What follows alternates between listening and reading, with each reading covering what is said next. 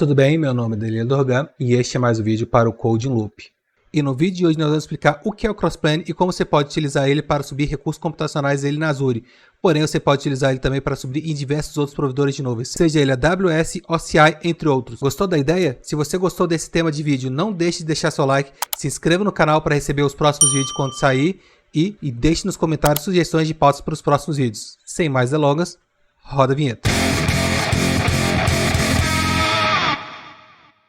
O Crossplane, ele é um framework que permite que você crie recursos computacionais, seja ele uma máquina virtual, um network, entre outras coisas, sem precisar de codificação. Bem similar ao que acontece com o Terraform, porém bem o oposto do que acontece com o Pulumi, por exemplo. E nesse cenário, a gente vai fazer uma conexão com Azure e vamos criar um cluster AKS nele de forma bem simples e fácil. Porém, para você seguir o nosso guia aqui, junto com a gente, você precisa ter alguns pré-requisitos. Aqui na nossa máquina a gente tem o Minikube instalado, porém se tivesse o Dock Desktop ou o Ranch Desktop também, uma forma de ter um cluster na sua máquina, você poderia utilizar ele. E aí entra nosso primeiro ponto sobre vantagens dele. O Crossplane, ele utiliza o cluster K8s como forma de gerenciar estado. E é dessa forma que eu consigo garantir que uma vez que eu crio um recurso, aquele recurso, se eu for no site ali da Azure, por exemplo, e fazer a deleção, esse recurso ele não vai simplesmente se sumir do nada. O Crossplane vai ficar constantemente verificando se aquele recurso está íntegro com as informações que ele tem ali nele, e se precisar ele vai reconstruir ou vai reconfigurar. Mais adiante a gente pode ver como que a gente pode fazer isso. Você também precisa ter o terminal, né, de acesso, ou seja, kubectl, para você fazer os comandos cube ali, né? O Helm para fazer a instalação do Helm chart ali do Crossplane. Você precisa do Azure CLI para poder criar suas credenciais e afins, regras de acesso que a gente vai precisar mais para frente. E por último, mas não menos importante, você também precisa ter uma assinatura ativa ou uma assinatura gratuita. Aqui para os nossos testes a gente vai estar utilizando uma assinatura gratuita. Antes de colocar a mão na massa, vale lembrar que esse vídeo que a gente está fazendo aqui, eles também tem a versão em texto. Basta acessar codeloop.com.br, lá você encontra este e muitos mais vídeos em forma de texto. Gostou? Acessa lá, codeloop.com.br. Aqui a gente também está com a nossa aba News, onde a gente está soltando várias notícias interessantes sobre DevOps, infraestrutura, desenvolvimento e afins. Não deixe de acessar codeloop.com.br. Entrando aqui no artigo, você pode ver todos os pré-requisitos, que é o que eu falei aqui, tudo que a gente vai falar aqui no vídeo em forma de texto. Vale bastante a pena. Antes de entrar no conteúdo, gostaria de fazer um agradecimento especial ao Fabiano, que me ajudou com esse conteúdo aqui. Fabiano Campos, muito obrigado. Agora no meu terminal, e já com o meu projeto base clonado, eu gostaria de explicar a estrutura dele. Como que ele funciona? Eu preciso ter ele instalado no Kubernetes. Uma vez que ele está instalado, eu preciso apenas fazer arquivos YAML para eu poder fazer as implementações. E esses arquivos YAML que eu vou mostrar aqui agora. Temos aqui o mais importante dele para você que clonou o nosso projeto, que é o azure.vars. Aqui a gente vai ter basicamente as principais variáveis que eu deixei o projeto ele de forma bem dinâmica, de forma que se você atualizar isso aqui, você consegue criar um recurso computacional. Mais para frente ali a gente vai mostrar cada arquivo e a importância de cada um deles. Mas aqui a gente tem basicamente, por exemplo, a localização onde a gente vai instalar o nosso servidor, o nome dos recursos, tudo que tem name aqui basicamente é nome, poderia ser qualquer outro nome aqui, não necessariamente esse aqui. Já, por exemplo, a localização é um código, então a gente tem que dar uma olhadinha no site da Azure para verificar qual é. Eu vou acabar mantendo esse aqui, mas caso você queira mudar também vale a pena. A questão da versão do K8s, qual é a versão, vale a pena dar uma olhadinha se essa versão ainda é suportada quando você estiver vendo esse vídeo. E o flavor, né, o tamanho da máquina aqui, a gente vai estar utilizando essa daqui, standard B2S, e vamos subir um node. E por último aqui, não menos importante, qual vai ser o prefixo da DNS, daquele domínio lá, .microsoft, que a Microsoft oferece ali por padrão, né? As nossas credenciais que eu vou mostrar daqui a pouquinho como você faz para gerá-la. Com isso aqui pronto, basicamente você poderia rodar todos os nossos arquivos ali, ou você já conseguiria criar um AKS por padrão. Porém eu vou te explicar na ordem o que é cada um deles. Começando aqui pelo provider. No momento que você quer fazer uma comunicação com a Azure, a primeira coisa que você precisa criar é um provider. Como que a gente faz para localizar esse provider? Se você jogar no Google, você vai achar esse site aqui. E agora basta apenas procurar aqui por Azure. Você vai achar vários providers. Alguns deles são oficiais da Upbound e alguns deles são da comunidade. Como no nosso caso a gente vai utilizar o da comunidade, a gente vai filtrar aqui pela Community. e vamos pegar um único compatível ali com a Azure. Aqui você pode ver que a gente tem 24 APIs, digamos assim, para esse provider aqui, porém a gente não vai utilizar todos. O principal que a gente está querendo aqui agora é o provider. Quando a gente abre ele assim, você consegue ver toda a API, ou seja, todos os parâmetros que ele espera e se aquele parâmetro é ou não obrigatório. Por exemplo, a gente tem aqui o Credentials Secret Ref. Ele é obrigatório. Aí ele mostra aqui quais são as credenciais. Você pode ir expandindo aqui como key, name, namespace e tudo isso. Em alguns casos, que esse aqui não é o por exemplo, você tem aqui o exemplo de como fazer o uso. E como a gente não tem o exemplo, então a gente vai mostrar aqui como que a gente faz aqui o uso básico dele. A gente vai botar aqui a nossa API, o API Version, que é o Crossplane IO. Ele é do tipo provider. Vamos estar passando aqui como nome aqui aquela variável que a gente já chamou de provider name. E o mais importante aqui que é a versão dele, é o pacote. Como que a gente localiza esse pacote? Esse pacote é esse daqui, ó, Crossplane Contribute Provider Azure na versão 0.21. Vamos verificar se a gente está na mesma versão? Estamos na mesma versão. Para você achar aquele arquivo ali, basta a gente fazer isso aqui também, ó, install manifest. E a gente vai conseguir exatamente aquele arquivo ali, só que como a gente já botou algumas variáveis, a gente vai manter assim. Depois disso, o próximo passo seria o quê?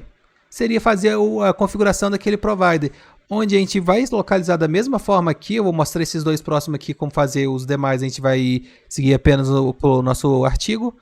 Onde a gente vai fazer a configuração, ele vai mostrar também o que é requerido, porém esse aqui ele tem um exemplo de instalação. Se você quiser fazer uma instalação, esse seria um exemplo básico aqui.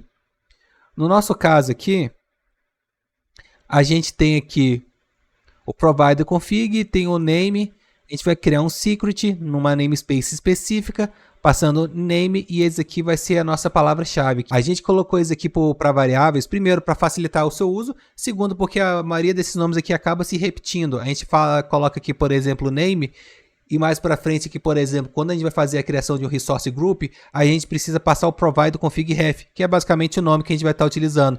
Então esse foi um motivo da gente colocar tudo em variável para facilitar o uso de vocês e não ter que ficar repetindo os mesmos valores em vários arquivos.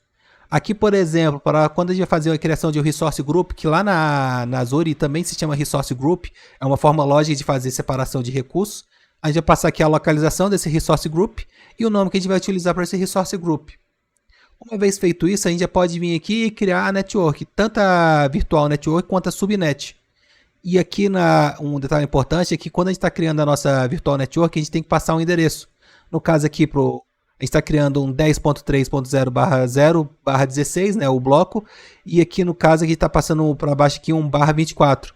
Aqui as coisas que é mais referente ao nome, qual o pacote, se você quisesse dar uma olhadinha ali, por exemplo, como que é feito pela documentação oficial. Voltando aqui, bastaria botar aqui subnet, e estaria aqui, ó, subnet, todas as APIs disponíveis por uma subnet, quais são as obrigatórias, quais não são, e aqui no caso um exemplo dela aqui, utilizando, aqui no caso ele está até utilizando o serviço SQL Server, né, gerenciado. Não vai ser o nosso caso, a gente vai utilizar para a subida de um cluster AKS. Vale a pena dar uma olhada aqui, caso você queira ver as possibilidades de criar para outros cenários, né? Voltando aqui para o nosso código aqui, então a gente vem aqui para a parte de uma vez que a gente tem a Virtual Network e a subnet criada, a gente vai para cá, parte da criação de um cluster AKS. A gente começa aqui pelo name, tá duplicado aqui, já vou tirar um deles aqui. Vamos passar aqui o prefixo, como eu tinha falado, a localização, a quantidade de nós e o tamanho, o flavor, né, dessas máquinas, a versão do K8s.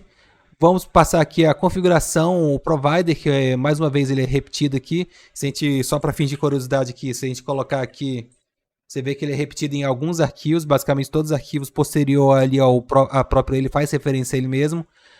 Qual vai ser o resource group, né? Se a gente vai colocar ele no próximo mesmo resource ou não, qual subnet a gente vai estar utilizando e qual vai ser onde ele vai fazer a escrita de recursos. Uma vez com tudo isso pronto aqui, a gente já poderia então fazer a criação do nosso cluster. E vai ser isso que a gente vai fazer. Então vamos passo a passo aqui desde o início, agora que a gente já está entendendo quais são a estrutura dos nossos projetos, vamos fazer então a instalação do Crossplane. Vamos dar uma olhada aqui no nosso Minikube. Minikube, só para a gente ver se ele já está ligado. Ele não está ligado, então eu vou fazer o start do meu Minikube.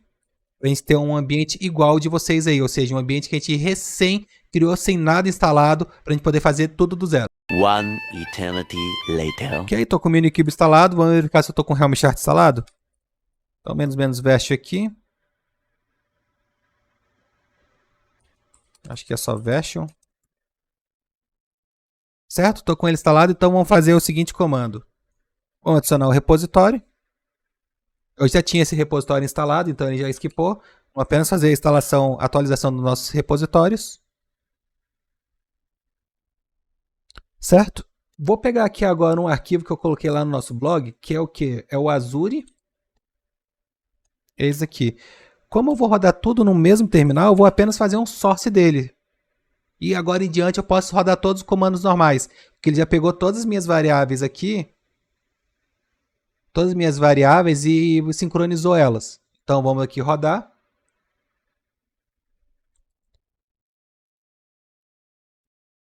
Vamos aqui fazer a criação de uma namespace. Para verificar se deu tudo certo, vamos rodar aqui um kubectl get-ins. Ok, já estamos com ela criada ali, então podemos fazer um kubectl get pods, passando a namespace que a gente acabou de criar, que é 7 segundos. Já estamos com os pods aí rodando, ok? Então podemos ir para o próximo passo. O próximo passo ele é bastante opcional, então, mas a gente acaba recomendando o uso, que é fazer a instalação do CLI. Onde a gente pode, por exemplo, podemos fazer algumas coisas com ele. Para o nosso tutorial a gente vai acabar não utilizando, mas vale a pena entender o que ele faz e as vantagens de estar utilizando ele. Eu estou com o Crossplane instalado na nossa máquina, eu já tenho o Azure aqui instalado, porém eu não fiz o login. Vamos fazer então um login. A instalação, caso você tenha dúvida de como fazer a instalação, a gente deixou lá no nosso blog, acessa lá codeloop.com.br, que a gente tem um comando de como fazer a instalação, é bem simples, mas basicamente você precisa do Python 3.9 na versão que a gente estava fazendo, e a gente também coloca os requisitos lá no nosso blog, acessa lá e faça a instalação.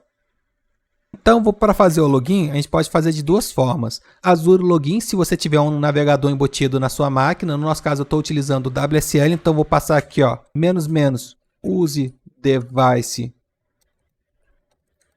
code, onde ele vai passar um código aqui para mim. Eu vou pegar esse site aqui, vou abrir ele no site no meu navegador e vou copiar esse código aqui. Uma vez que eu estou logado lá no site da Microsoft, acabei de autorizar aqui o código aqui na segunda tela, eu já tenho aqui os meus dados aqui, já estou logado, então posso fazer a criação do meu SP. Esse SP basicamente vai ser a aplicação responsável por fazer toda a criação dos nossos recursos computacionais. Para poder fazer isso, nós vamos precisar acessar o portal Azure.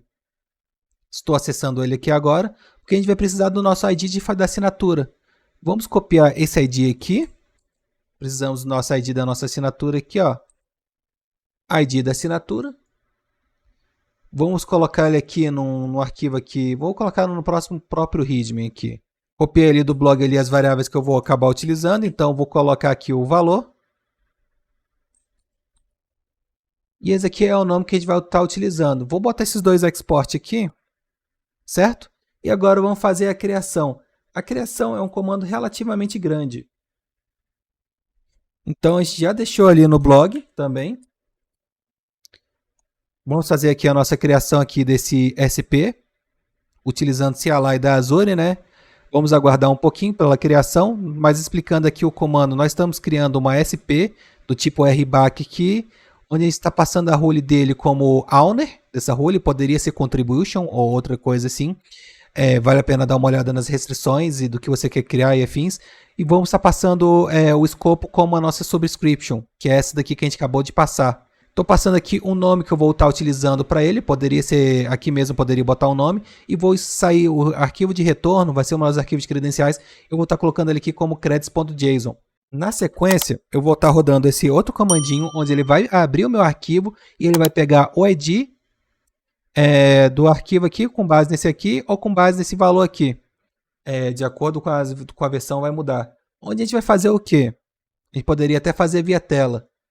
A gente vai pegar a nossa API, a nossa aplicação criada, e vamos dar acesso a algumas APIs, que é o Director e o API lá para fazer leitura e escrita.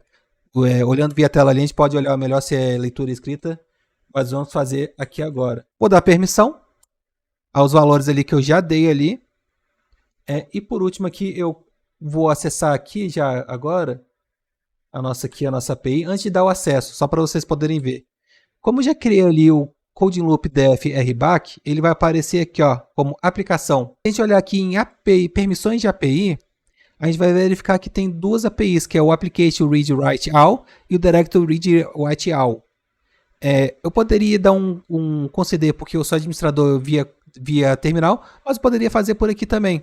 Ó, conceder a confirmação de concedimento de administrador, sim. Se você quisesse dar essa permissão, se você não quisesse ter roda via terminal, você também poderia fazer ele por aqui, que é basicamente selecionar qual que eu estava falando, que é o Director e o Application. No nosso momento que a gente estava fazendo aqui, ele acaba não recomendando o uso do Director, ele acaba recomendando o uso do Microsoft Graphic. Porém, em nossos testes, a gente acabou não tendo sucesso. Acredito que por causa que a API do Crossplane ela não se comunica ainda com esse Graphic aqui. Então, a gente utilizou da forma que a gente viu que até no site do Crossplane estava recomendando e que funciona. Em algum momento, talvez nesse vídeo, quando você estiver assistindo, ele já tenha sido atualizado para esse aqui, ó, Microsoft Graphic. Então, a permissão necessária não seria aqueles dois IDs. Essas duas aqui. Seria outros, então vale a pena verificar se ainda essa é a forma vigente aí quando você estiver vendo esse vídeo. Ok, eu tenho ali o meu arquivo permissionado ali. Como eu acabei rodando ele aqui agora, eu vou pegar aqui o comando source de novo, só para ele poder alimentar ali na variável a secret que eu acabei de criar. E vou fazer a criação da própria secret. Como que a gente vai fazer a criação da própria secret? Já está aqui no próprio readme. Basta a gente copiar esse comando aqui. Eu não preciso desse aqui porque eu já rodei, vou rodar todo no terminal de uma vez, então vou colocar aqui. E para saber se ele foi criado, eu posso dar um kubectl get secret, passando a namespace. A nossa namespace aqui, eu vou pegar aqui no arquivo para facilitar. E eu tenho aqui a nossa secret criada, que é o code loop creates. Foi criada há 23 segundos, então ok. Podemos então fazer o próximo passo seria a criação de um provider, a configuração do provider, na verdade, né? Certo? Foi criado aqui, como você pode ver aqui, fiz a criação. E para verificar se ele foi criado ou não, a gente pode fazer o seguinte, ó. kubectl get provider config. E ele tem aqui a criação do nosso provider aqui. A mesma coisa a gente pode fazer com o nosso provider. Ambos foram criados. Vamos para o próximo passo aqui, então, que seria a criação do nosso resource group. Vou pegar aqui só do cat aqui para frente, porque eu não preciso estar passando o mesmo arquivo várias vezes. Calma aí. Certo? E aqui é basicamente o primeiro recurso que a gente criou que vai ter um efeito real ali na nossa na Azure. Então vamos dar uma olhada aqui, ó, get resource group. Só escrever certo que funciona. kubectl get. E a gente vai ter aqui dois campos bem interessantes, que é o read e o secret. O secret, como o nome sugere, é se ele está sincronizado com a Azure, no caso. Caso ele não tiver sincronizado, ele estaria como false. E o read é se ele já foi realmente criado. A gente pode pegar aqui alguns comandos interessantes, por exemplo, kubectl describe. Vamos pedir ele para descrever aqui o nosso resource group. E você vai conseguir ver aqui, ó, recurso criado com sucesso, há 55 segundos. Temos aqui um logzinho aqui que já passou. E se a gente abrir, então, e na parte de assinatura, a gente tem aqui uma assinatura gratuita. Então, a gente vai ver aqui, ó, gestão de curso e tal. A gente vem aqui, ó, grupos de recurso. A gente vai ver que o nosso resource group ele já foi criado. Ele está naquela localização como eu já tinha colocado o WestUs aqui. A gente pode dar uma olhadinha. Se eu vir aqui simplesmente excluir o grupo de recursos, ele vai excluir? Vai excluir. Porém, como o meu Minikube está rodando, ele vai fazer o quê? Ele vai verificar que o recurso foi desincronizado e vai tentar sincronizar novamente. Vamos fazer o teste? Ele não vai excluir nada, então vou apenas copiar aqui, vou colar aqui. ele já vai fazer a remoção. E aqui no terminal, eu vou fazer o seguinte comando, ó, get resource. Você vê que ele ainda está synchrony e true, que ele não pegou a diferença. Tem que esperar ele excluir, então vamos esperar aqui. One eternity later. Passei um "-w" ali para ele ficar rodando de tempos em tempos e pegar a variação de status. Enquanto isso aqui eu vou deixar aqui na nossa tela ali se ele está excluindo ou não. Ó, já excluiu, como você pode ver aqui, recurso não localizado. Vamos então aqui aguardar que o próximo linha aqui ele já deve mostrar que ele estava como sincronizado falso e read false também. Vamos verificar se vai acontecer isso mesmo. Aqui ainda não atualizou, então vamos pegar aqui um describe só para verificar como ele está aqui. Ó, 4 minutos ele está criando. Ele criou, na verdade, né, há 4 minutos. E agora aqui, ó, Success, há 1 segundo aqui atrás. Depois de 4 minutos ele conseguiu criar de novo. Ele criou novamente, né? Então, se a gente olhar ali no site, em algum momento aqui a gente vai ter o recurso criado aqui, ó. Acabou de criar. Uma vez com o recurso criado, vamos então para a próxima parte. Que seria o quê? Se eu tenho um resource group, a próxima parte seria fazer a criação das networks. A gente vai criar tanto a subnet quanto a virtual network, não necessariamente nessa ordem. Na verdade, a ordem é justamente a oposta. A gente cria aqui a nossa virtual network e com base na nossa virtual network a gente utiliza ela aqui como referência e cria a nossa subnet. Vamos então fazer aqui um kubectl get. Deixa eu só ver como é que está aqui. A definição virtual network, já foi criado, está sincronizado e está pronto. Status sucesso, localização, 28 minutos a 28 segundos atrás. E aqui a mesma coisa para a nossa subnet. Criada 43 aqui. Vamos então agora para a próxima parte aqui, criação do nosso próprio cluster AKS.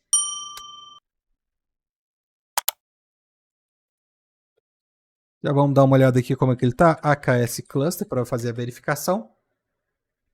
Ele não foi criado e nem está pronto. Então a gente consegue pegar aqui kubectl. Como ele demora um pouquinho mais, vamos pegar aqui um describe. AKS Cluster. Vamos passar aqui o nome do nosso recurso. E vamos ver aqui ele fazendo a criação, ó. Aqui você consegue ver todo o log, inclusive se tiver log de erro, você vai conseguir pegar aqui. Esse passo ele demora um pouco, então a gente vai aguardar. E assim que finalizar a criação, a gente volta aqui. One eternity later. Ok, ele está sincronizado, olhando aqui, ó, porém ele não está pronto. Qual é a diferença então entre estar sincronizado e estar pronto? É que se a gente olhar aqui, ó, por exemplo, estamos aqui com o site da AWS de novo, ele já foi criado o recurso, como você pode ver. Porém, se a gente clicar aqui na máquina, ele está com status de criado ainda, criando, né? Running. Quer dizer que o próprio cluster ainda não está disponível, mas ele já foi criado. Quer dizer que ele já está sincronizado ali entre o CrossPlane e a Azure. Só falta agora a Azure terminar os passos para a criação dele. Então é assim que possivelmente ele já criou. Ele não demora tanto, é uns 5 minutinhos. Vamos voltar assim que a gente ter terminado de criar. Ok. Nosso cluster acabou de ser criado aqui, a gente pode ver aqui no site da Microsoft que ele já foi criado. E aqui no nosso terminal aqui, a gente pode verificar que demorou mais ou menos 4 minutos e pouquinho. Ele nem considerou ainda como read, mas ali no site da Azure já está mostrando como. Então a gente já pode ir para a próxima etapa, que seria fazer um teste no nosso cluster. Vamos fazer um teste se ele está acessível? Como que a gente faz isso? A gente pode mostrar aqui que a gente tem... Aqui no portal Azure, a gente tem aqui algumas informações, por exemplo, a nossa DNS que a gente criou ali, ó. No caso, a gente não colocou nenhum serviço para exportar aqui, então a gente não espera acessar nada na porta 80, na porta 443. Coloquei aqui apenas para mostrar para você verificar aqui. Aqui a gente tem outras informações, por exemplo, qual é a rede que foi criado, qual é a versão do Kubernetes, qual é a versão da máquina, qual é o tamanho da máquina, né? Entre outras informações. Para poder fazer o acesso dela, a gente vai precisar do nosso kubeconfig para poder fazer a conexão. Vamos clicar aqui em conectar, ele vai mostrar como que a gente vai poder fazer aqui, ó. Vamos pegar aqui o primeiro, para definir a assinatura aqui. Então vamos aqui no terminal, vamos colocar aqui. Já tinham definido, mas colocamos apenas para pegar aqui. Vamos baixar aqui o nosso kubeconfig. Ele já mergeou aqui com o nosso kubeconfig, então vamos fazer o seguinte. Nós temos aqui 2 arquivos de configuração. O Minikube, que é o default ali, que não está sendo utilizado, e o cluster AKS que a gente acabou de criar. Como a gente quer testar na navegação do nosso AKS, vamos então fazer um kubectl getNS. A gente já tem as namespaces padrão que ele já vem criado pelo cluster. Vamos então, por exemplo, create ns batata. Posso aqui, a partir desse momento, criar namespace, criar pods, criar qualquer coisa que você quiser, como você faz em qualquer outro cluster. O nosso intuito aqui não é mostrar como você faz um deploy. Se você quer ver como a gente pode fazer um cluster utilizando o Helm chart ou utilizando o próprio arquivo padrão do Kubernetes, deixe aqui nos comentários que a gente pode fazer um vídeo sobre isso. Se você quiser ver como pode fazer através de um deploy via GitLab, via GitHub, deixe aqui que a gente pode fazer um vídeo só sobre isso. Porém, para o nosso vídeo aqui, a gente já fez a criação do nosso cluster. Estamos com ele aqui acessível, vamos só verificar a namespace que a gente acabou de criar, então get ns de namespace, né? Temos aqui a batata criada a 38 segundos, então como que a gente vai fazer para desprover o recurso? É bem similar à forma de criação. Como eu quero deletar tudo de uma vez, porém eu quero manter a nossa secret e nosso provider para próximos vídeos, então o que eu vou fazer aqui? Eu vou pegar a partir do resource group e vou fazer a deleção. Porém, em vez de fazer um apply, e utilizando uma técnica também conhecida através do Kubernetes, né? Então, o kubectl delete passando o arquivo. No caso, ele está vindo ali do próprio file, do cat ali, né? Vou fazer a deleção. Acabei tomando um erro aqui, como você pode ver, porque eu acabei me esquecendo de um detalhe. Como eu troquei o contexto, eu não voltei para o contexto anterior. Então, se eu boto aqui get context, a gente pode ver que a gente ainda está no cluster que a gente acabou de criar, ali na Azure. E ele não reconhece realmente o comando de delete que eu acabei de rodando aqui. Então, como a gente vai poder fazer para ajustar isso? Eu tenho que usar o use context. Eu vou passar aqui o nome do Minikube. Uma vez que a gente voltou para o Minikube, então a gente consegue fazer um kubectl get ns. E a gente vai ter aqui o nosso contexto criado, que é o Crossplane System, a nossa namespace. Então a gente consegue vir aqui no site, novamente aqui no nosso... Pegar aqui, a gente vai fazer a deleção do resource group para frente. Ou seja, dessa forma a gente vai deletar tanto a network quanto a própria máquina. Porém, em vez de fazer um apply, a gente vai fazer um delete. Ele deletou. Aqui ele pode demorar alguns minutos, porque ele está deletando e ele vai terminar ali o comando basicamente no final da deleção. Porém, se a gente ali abrir o site ali da Azure, vindo aqui na parte de assinaturas, avaliação gratuita, na parte de grupo de recursos, a gente vai verificar que tem um Code Loop Crossplanner, porém o status dele já é excluindo. Ele vai demorar um pouco, porque vai fazer a exclusão. Eu não vou deixar aqui até o final, porque basicamente ele está excluindo. E com isso a gente chegou no final do nosso conteúdo. Se você gostou do nosso conteúdo, deixe o seu like. Se você ficou com alguma dúvida que a gente possa não ter explicado aqui, deixe aqui nos comentários que a gente pode explicar e complementar ali no artigo. Lembrando que o nosso artigo fica em codeloop.com.br. E não deixe de seguir a gente para os próximos vídeos. E até a próxima!